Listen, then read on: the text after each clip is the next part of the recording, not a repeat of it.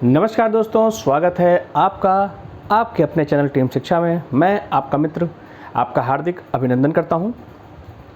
तो दोस्तों, हमारी फिजिक्स की सीरीज़ तो चल ही रही है, लेकिन मैंने सोचा कि क्यों ना आज आपको एक छोटा सा टॉपिक पढ़ा दिया जाए। देखिए, हमारी प्रश्नों की श्रृंखला एग्ज़ाम तक चलती रहेगी, तो आप उसके लिए बिल्कुल भी निश्चिंत रहें। वो श्रृंखला ऐसे ही जारी रहेगी और साथ ही साथ धीरे धीरे आपको पता भी नहीं चलेगा और आपका सारा सिलेबस कंप्लीट हो जाएगा और जो भी टॉपिक हैं सारे टॉपिक आपको पढ़ाए जाएंगे। तो मैंने सोचा कि क्यों ना आज एक छोटा सा टॉपिक हम उठाते हैं, ग्रेविटेशन, और ग्रेविटेशन के बारे में चर्चा करते हैं। देखिए दोस्तों, कुछ ऐसे टॉपिक हैं जो बहुत ही महत्वपूर्ण हैं, जैसे कि प्रकाश, ध्वनि, ऊष्मा, इलेक्ट्रिसिटी, मैग्नेटिज़्म। ये सब टॉपिक दोस्तों हम आपको आगे पढ़ाएंगे। क्या है कि ये सब बड़े टॉपिक हैं और इनसे ज़्यादा क्वेश्चन पूछे जाते हैं, तो इनको बहुत ही आराम से और बहुत ही अच्छे से पढ़ा जाएगा। और जैसे कि कुछ छोटे टॉपिक हैं जिनसे प्रश्न आवश्यक रूप से आते ही आते हैं, उनको हम अभी ख़त्म कर देंगे। देखिए, जैसे मैंने आपको यूनिट एंड मेज़रमेंट पढ़ाया, तो उसे डायमेंशन फार्मूला या यूनिट पूछ ही लेता है। अब आज मैं आपको ग्रेविटेशन पढ़ाने जा रहा हूँ। इससे एक या दो प्रश्न आ ही जाता है, या तो वो थ्योरेटिकल क्वेश्चन आता है या तो आपका न्यूमेरिकल पोर्शन आ जाता है। तो चलिए शुरू करते हैं। तो आइए सबसे पहले हम ये देखते हैं कि आज हम ग्रेविटेशन में पढ़ेंगे क्या क्या, किन किन बिंदुओं पर परिचर्चा करेंगे। पहले उन बिंदुओं को हम नोट कर लेते हैं। पहला हम पढ़ेंगे न्यूटन का सार्वत्रिक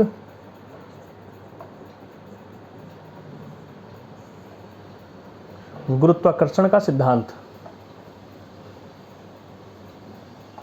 सार्वत्रिक गुरुत्वाकर्षण का सिद्धांत।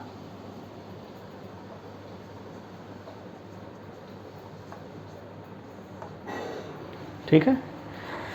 इसके बाद हम परिचर्चा करेंगे कि हमारा जो गुरुत्व बल होता है वो क्या होता है, गुरुत्व बल। तीसरे नंबर पे हम परिचर्चा करेंगे कि गुरुत्वीय त्वरण क्या होता है, गुरुत्वीय त्वरण क्या होता है। चौथे नंबर पे हम परिचर्चा करेंगे कैपिटल जी और स्मॉल जी में क्या संबंध है, स्मॉल जी में संबंध। और पांचवा सबसे महत्वपूर्ण, जो पूछता है कि लिफ्ट में व्यक्ति का भार क्या होता है, लिफ्ट में व्यक्ति का भार, व्यक्ति का भार। तो देखिए, मुख्य रूप से आज मैं इन 5 बिंदुओं पे आपसे परिचर्चा करूंगा और ये 5 बहुत ही महत्वपूर्ण बिंदु हैं जिनसे कि ग्रेविटेशन चैप्टर से क्वेश्चन उठाए जाते हैं। आप प्रीवियस ईयर पेपर देख लीजिएगा, आपको इन 5 टॉपिक में से हर साल कम से कम एक प्रश्न तो आपको अवश्य ही मिलेगा। तो आइए अब हम प्रारंभ करते हैं न्यूटन के सार्वत्रिक गुरुत्वाकर्षण के सिद्धांत से।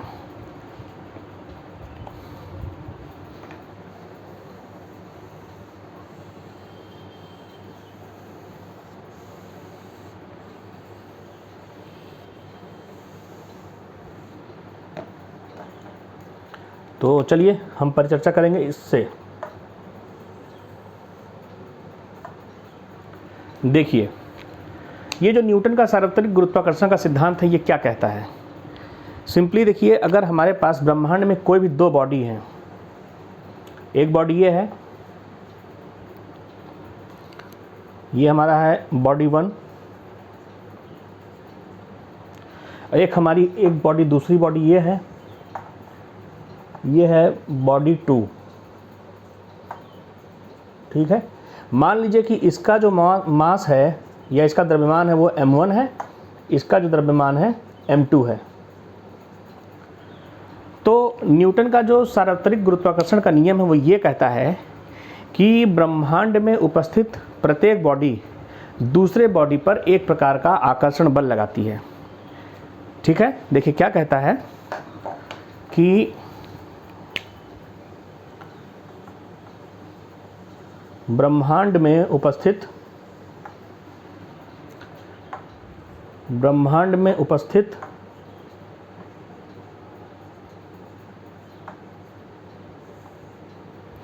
सभी पिंड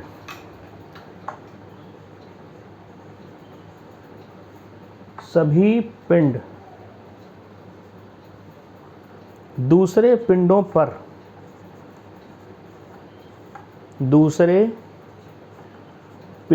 पर आकर्षण बल लगाते हैं।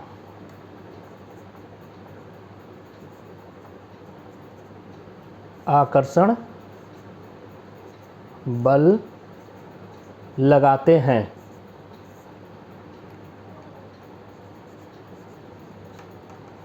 ठीक है, तो देखिए न्यूटन ने ये बताया था कि जैसे कि ब्रह्मांड में कहीं भी कोई दो बॉडी है तो वो एक दूसरे के ऊपर आकर्षण बल लगाती है। उन्होंने ये तो बता दिया। देखिए उन्होंने क्या बोला, आप नोट डाउन करिएगा, आकर्षण बल। ठीक है, मतलब कि एक दूसरे को अट्रैक्ट करती है। अब इस आकर्षण बल की जो प्रवृत्ति होती है, या हम कह रहे हैं जो इस फोर्स का नेचर होता है, वो कैसा होना चाहिए, इसको न्यूटन ने बहुत ही अच्छे से डिफाइन किया। आइए उसके बारे में चर्चा करते हैं। आप लोग चाहें तो नोट कर सकते हैं, या तो वीडियो पॉज करके आप लोग बाद में कर लीजिएगा। हम कंटिन्यू करते हैं।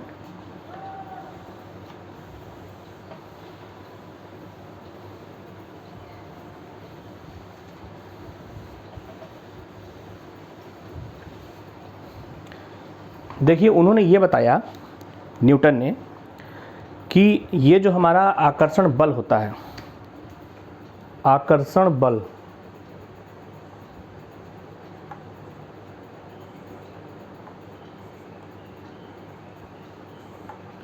F दोनों वस्तु के द्रव्यमान के गुणनफल के समानुपाती होता है। ठीक है, और उन्होंने यह भी बताया कि वस्तुओं के बीच के दूरी के वर्ग के व्युत्क्रमानुपाती होता है। ठीक है, इन्होंने दो कंडीशन बताई।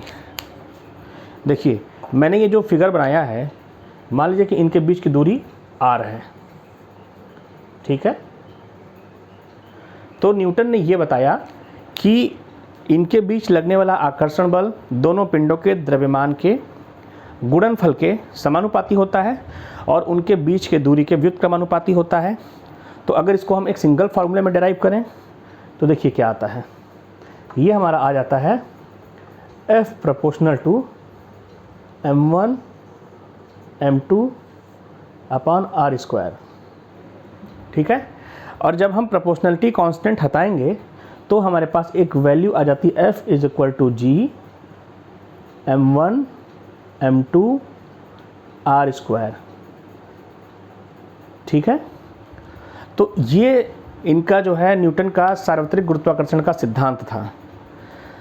तो देखिए जो आकर्षण बल है, इन्होंने क्या बताया, इसको नोट कर लीजिएगा। पहला बताया द्रव्यमान के गुणनफल के अनुक्रमानुपाती, उनके बीच की दूरी के वर्ग के व्युत्क्रमानुपाती, और जो हमारा फाइनल फार्मूला आता है वो ये आता है।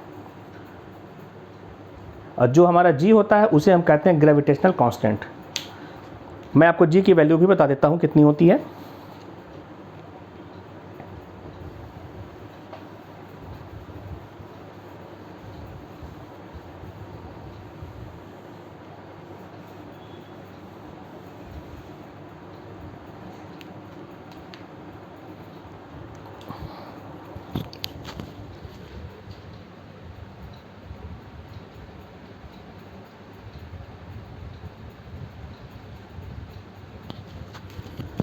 ठीक है, चलिए कुछ समस्या आ गई थी। हाँ, तो मैं डिस्कस कर रहा था कि g की वैल्यू क्या होती है। चलिए, तो जो कैपिटल G होती है उसकी जो वैल्यू होती है वो होती है 6.67 इंटू 10⁻⁻11 न्यूटन मीटर स्क्वायर पर kg स्क्वायर। तो ये होता है न्यूटन का सार्वत्रिक गुरुत्वाकर्षण का सिद्धांत। ठीक है, चलिए अब हम परिचर्चा करते हैं अगले पॉइंट की, मतलब गुरुत्व बल की। तो अगर आपको नोट डाउन करना है तो आप नोट डाउन कर लें, इसके बाद मैं मिटाता हूँ। चलिए रब करता हूँ और हम लोग अगले पॉइंट पे चर्चा करते हैं।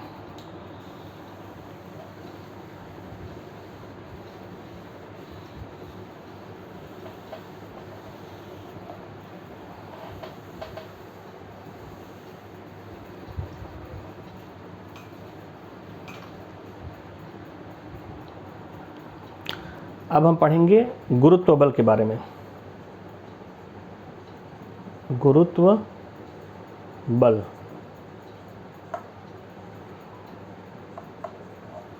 देखिए ये हमारी अर्थ है, ठीक है, ये हमारी अर्थ है और इस पर से हम जब कोई चीज़ ऊपर की तरफ फेंकते हैं, ठीक है, मान लीजिए कि एक बॉल ऊपर फेंकते हैं तो फिर वो बॉल नीचे आ जाती है अपने आप। तो पृथ्वी जिस बल से किसी वस्तु को अपनी ओर आकर्षित करती है उसी को हम गुरुत्व बल के नाम से जानते हैं, ठीक है। पृथ्वी जिस बल से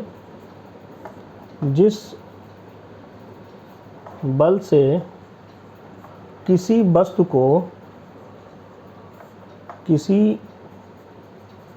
को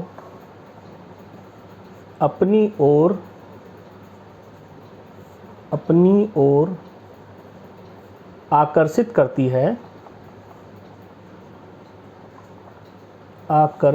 करती है उसे गुरुत्व बल कहते हैं। गुरुत्व बल कहते हैं।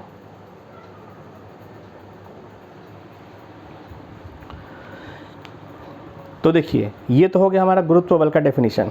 क्योंकि देखिए कभी भी कोई भी चीज़ अगर आप पृथ्वी से ऊपर फेंकते हैं तो वापस पृथ्वी पर आती है। देखिए इसके बारे में कहानी भी है कि एक बार क्या होता है कि न्यूटन एक एप्पल के पेड़ के नीचे बैठे रहते हैं और जब सेब ज़मीन पर गिरता है तो अकस्मात उनके दिमाग में ये विचार आता है कि ये सेब नीचे ही क्यों गिरा, ऊपर क्यों नहीं गिरा। और सिर्फ एक यही छोटा सा आइडिया है, हालांकि ऐसा नहीं कि सेब पहली बार गिरा था, इसके पहले भी सेब कितनी बार गिरा होगा, लेकिन लोगों के दिमाग में ये आइडिया नहीं आया। तो न्यूटन ने सोचा कि आखिर ऐसा क्यों होता है और इसके बाद ये थ्योरी डेवलप की। न्यूटन की बात करें तो आधी फिजिक्स न्यूटन के इर्द गिर्द ही घूमती है, तो आपको हर जगह न्यूटन मिल ही जाएंगे। चलिए हम अगले पॉइंट पे चलते हैं। तो हमारा ये गुरुत्व बल हो गया और अब हम पढ़ते हैं गुरुत्वीय त्वरण।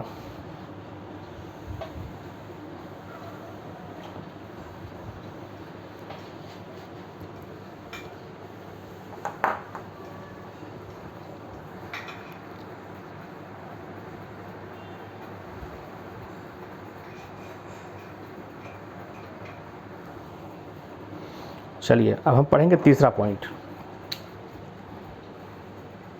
गुरुत्वीय त्वरण। गुरुत्वीय त्वरण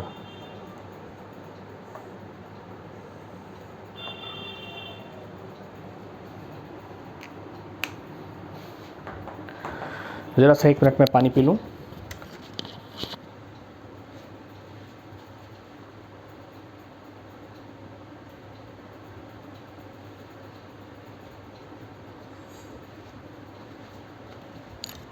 चलिए शुरू करते हैं। देखिए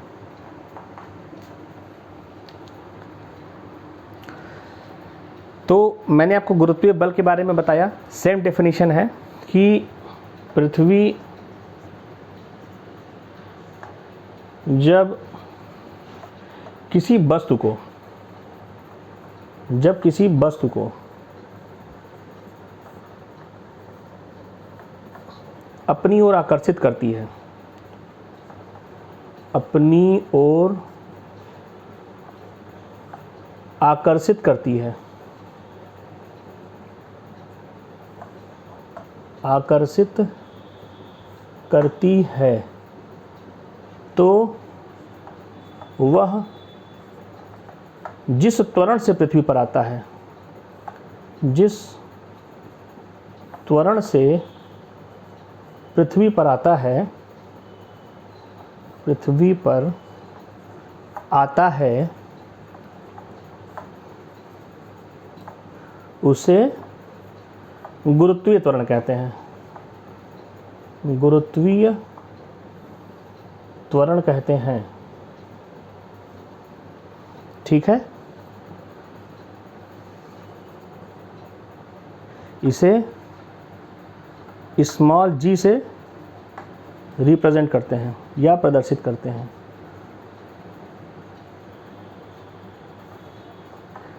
प्रदर्शित करते हैं।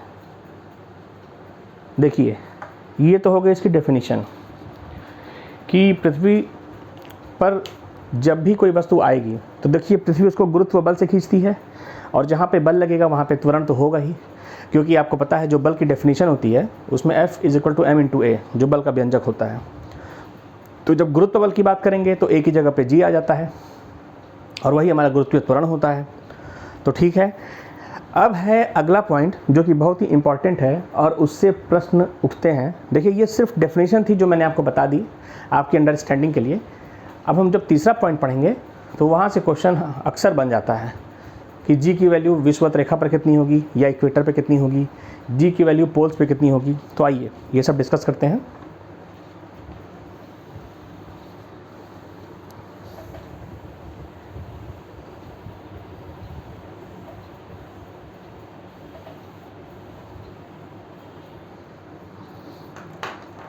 चलिए, ये हमारा अगला पॉइंट, कैपिटल जी एवं स्मॉल जी में संबंध।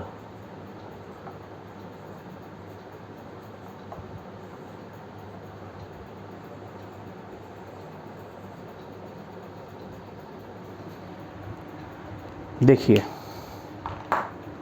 आपको पता है कि हमारा जो फोर्स अभी हमने निकाला था, न्यूटन ने जो बताया था, F = G m1 m2 upon r²। ठीक, अब हम ये मान लेते हैं कि जो हमारा m1 है वो पिंड का द्रव्यमान है, पिंड का द्रव्यमान है। ठीक है, जो हमारा m2 है, m2 को हम रिप्रेजेंट कर देते हैं me से, ये है पृथ्वी का द्रव्यमान, पृथ्वी का द्रव्यमान। और जो r है वो पिंडों के बीच की दूरी है, पिंडों के बीच की दूरी। ठीक है, अब देखिए मैं फॉर्मूला डेराइव करता हूँ यहीं से, F = G m1 me upon r²। यहाँ तक सब क्लियर है, किसी को कोई कन्फ्यूज़न नहीं होगा। अब देखिए, जो हमारा F है, अगर कोई वस्तु, अभी हमने आपको बताया गुरुत्व बल और गुरुत्वीय त्वरण के बारे में, तो जब पृथ्वी किसी वस्तु को अपनी ओर आकर्षित करती है तो उस पर गुरुत्व बल लगता है। तो देखिए अब क्या होगा, इधर मैं आपको बता देता हूँ। F की वैल्यू हम लिख सकते हैं m1 × G = m1 me upon r²। ठीक है, अब देखिए m1 से m1 कट जाएगा और हमारा G आ जाएगा, G = me। देखिए यहाँ पे G सॉरी छूट गया था, G यहाँ पे और लिख लीजिए। ठीक है, G me अपॉन r², ये हमारा फाइनली वैल्यू आ गई। रुक जाइए, मैं यहाँ फिर से लिख देता हूँ।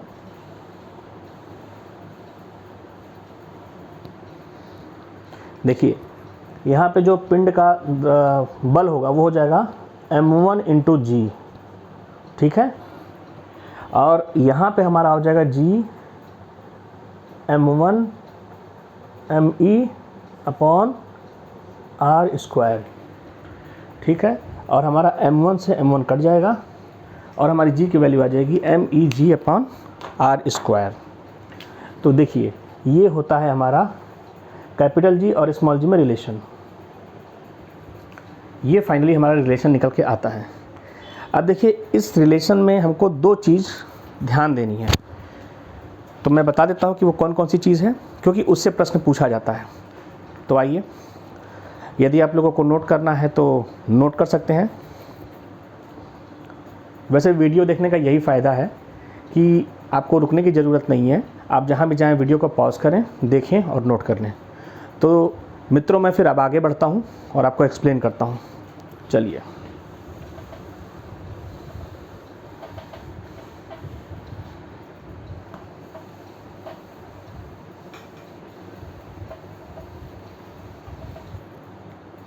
देखिए हमने निकाला था यहाँ पे small g is equal to capital G ME/r²।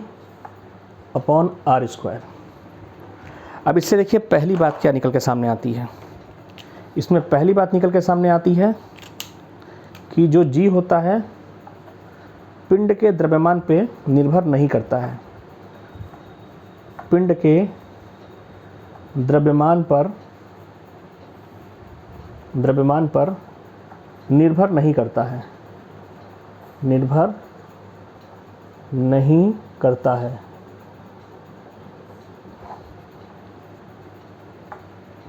ठीक है। दूसरी चीज़,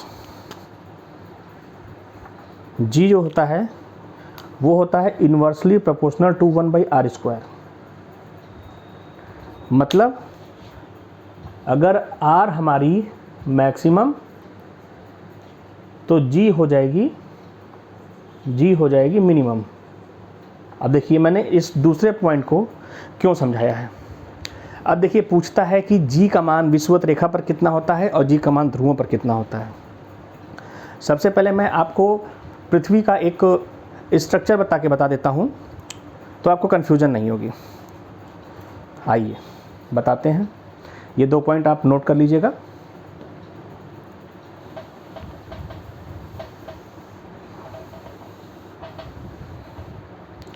देखिए हमारी जो पृथ्वी होती है वो कुछ इस शेप में होती है। देखिए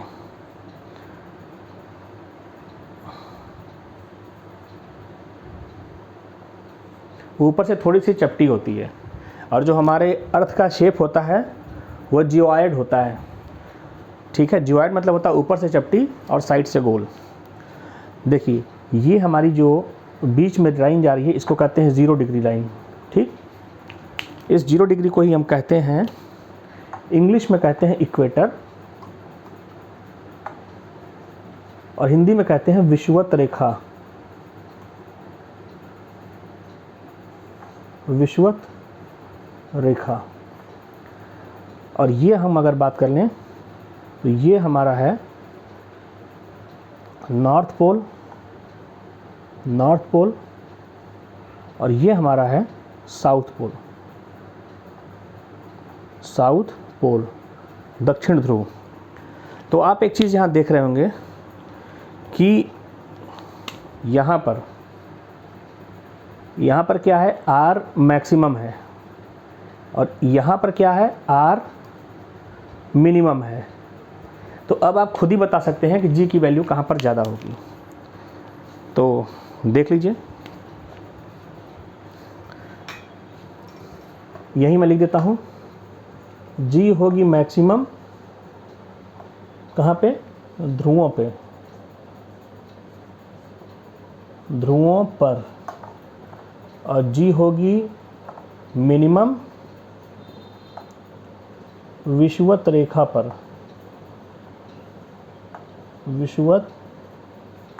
पर। तो देखिए इसलिए ये संबंध आवश्यक था।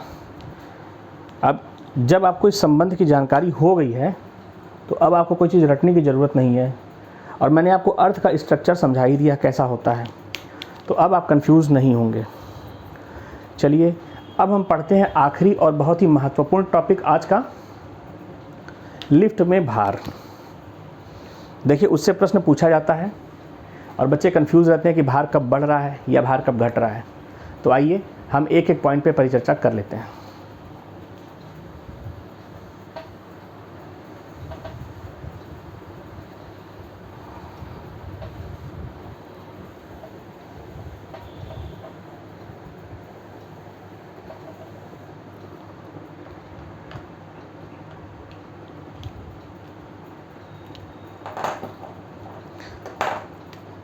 ये आज का हमारा आखिरी टॉपिक है, लिफ्ट में भार।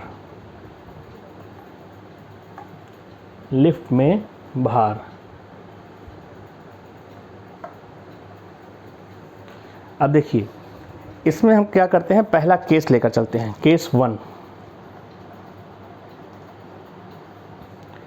जब लिफ्ट त्वरण ए से ऊपर जा रही है, ऊपर जा रही है,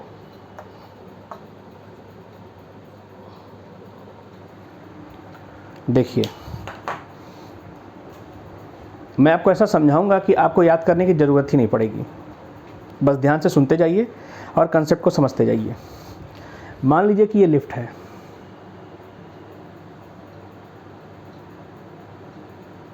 और इसमें कोई एक व्यक्ति खड़ा है, और ये लिफ्ट त्वरण ए से ऊपर की तरफ जा रही है। इस लिफ्ट पे इस व्यक्ति का भार m × g नीचे की तरफ काम करेगा, और इस व्यक्ति का एक प्रतिक्रिया बल होगा n जो कि ऊपर की तरफ काम करेगा। ठीक है, तो चलिए अब हम डेराइव करते हैं।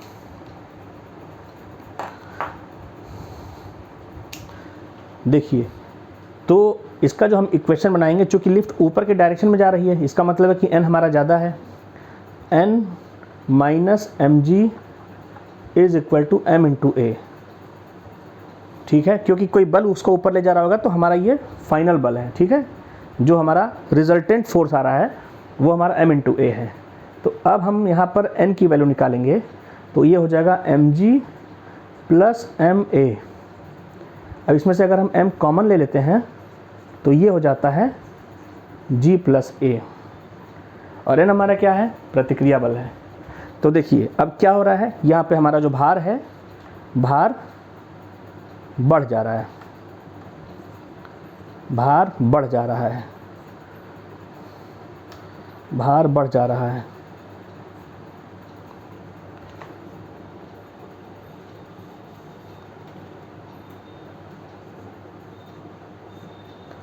ये तो था आपका पहला केस।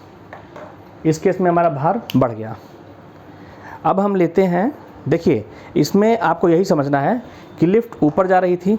ठीक है, देखिए लिफ्ट ऊपर जा रही है, मतलब हमारा प्रतिक्रिया बल ज़्यादा है, और हमारा जो रिजल्टेंट फोर्स है, क्योंकि हम खड़े हैं तो हम संतुलित हैं, तो जो रिजल्टेंट फोर्स की इक्वेशन बनेगी n minus mg is equal to m × a बनेगी।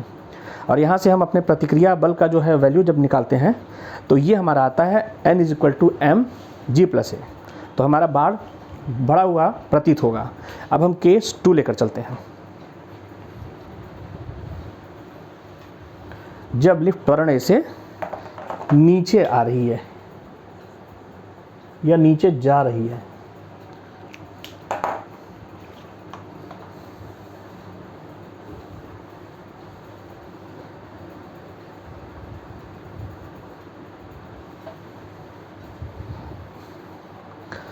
लाइए फिर सेम, ये हमारी लिफ्ट हो गई, ये त्वरण ए से नीचे की तरफ आ रही है। ठीक है, हमारा भार mg नीचे की तरफ काम कर रहा है, प्रतिक्रिया बल हमारा अभी भी ऊपर की तरफ लग रहा है। तो जो हमारा रिजल्टेंट फोर्स की इक्वेशन बनेगी वो ये बनेगी, mg minus n is equal to m × a। अब यहाँ से हम अगर n की वैल्यू निकालेंगे तो n इज इक्वल टू आ जाएगा mg माइनस ma। अब यहाँ पे जो हमारा प्रतिक्रिया बल है वो निकालेंगे, यहाँ आ जाएगा mg माइनस a। तो देखिए यहाँ पे क्या है, हमारा भार घट जाएगा, भार घट जाएगा। ये दूसरा केस हो गया। ठीक है, हमारा भार घट जाएगा। अब हम केस 3 लेते हैं, ठीक है, ये हमारा केस 2 था। अब हम केस 3 लेते हैं कि समान वेग से जा रही है। आइए,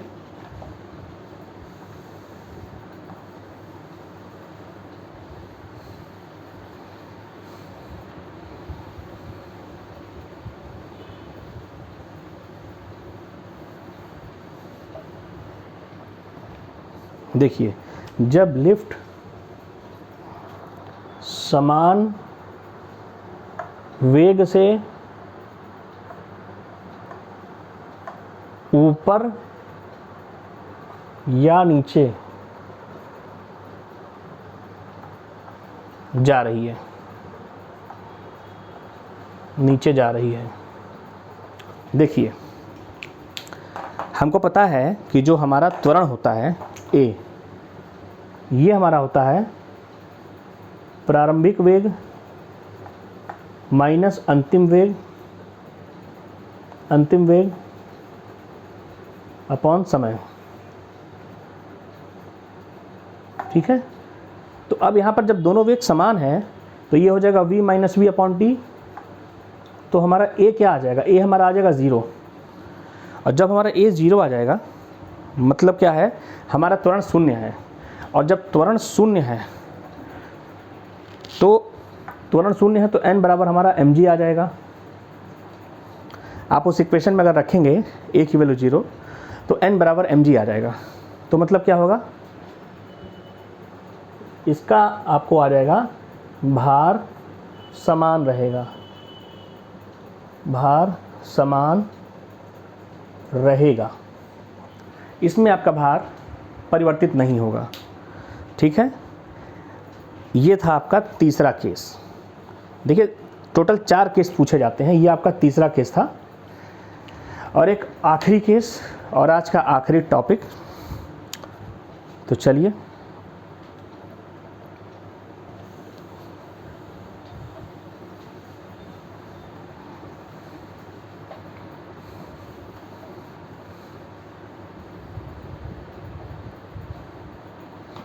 चौथा केस बात कर लेते हैं। जब लिफ्ट की रस्सी टूट जाए, लिफ्ट की डोरी टूट जाए, ठीक, इसमें आपको कोई फिगर बनाने की ज़रूरत नहीं है।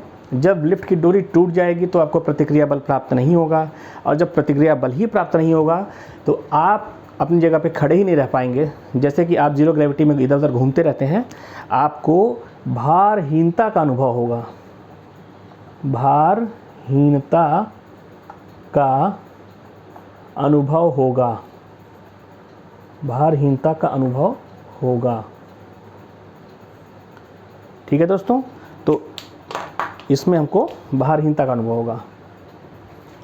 तो देखिए, ये आज ग्रेविटेशन के हमारे 5 टॉपिक थे जो कि मैंने आपको पढ़ा दिए, और मैंने इसमें बहुत ही अच्छे से, बड़ी खूबसूरती से आपको समझाया है। तो इसमें आपको कहीं कोई कन्फ्यूज़न नहीं होगी, इसमें कहीं कोई कन्फ्यूज़न नहीं होगी। और मुझे उम्मीद है कि आपको आज की वीडियो पसंद आई होगी। और इसी तरीके से मैं रैंडमली जो टॉपिक मुझे छोटा लगता है वो टॉपिक मैं पहले ही आपको ख़त्म करवा दूंगा।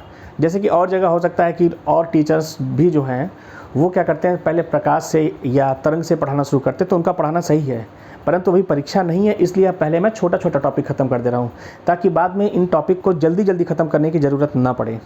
क्योंकि बच्चे प्रकाश और आपका ऊष्मा, इलेक्ट्रोमैग्नेटिज्म, ये सब खूब पढ़ते हैं जम के, और ये छोटे छोटे टॉपिक नहीं पढ़ पाते हैं, और इन छोटे छोटे टॉपिक से जो क्वेश्चन आते हैं उसमें वो कन्फ्यूजन में गलत कर देते हैं। तो इसलिए पहले छोटे छोटे सारे टॉपिक हम ख़त्म करेंगे, और फिर एग्ज़ाम के पॉइंट ऑफ व्यू से जो इम्पॉर्टेंट टॉपिक हैं उनको अच्छे से थारोली डिस्कस करेंगे, सबका न्यूमेरिकल लगवाएंगे। तो ठीक है दोस्तों, ये था हमारा आज का सेशन। उम्मीद करता हूँ आपको पसंद आया होगा। तो नेक्स्ट वीडियो में मैं फिर आपसे मिलता हूँ। Thanks for watching. ज़्यादा से ज़्यादा लाइक करें, सब्सक्राइब करें और शेयर करें।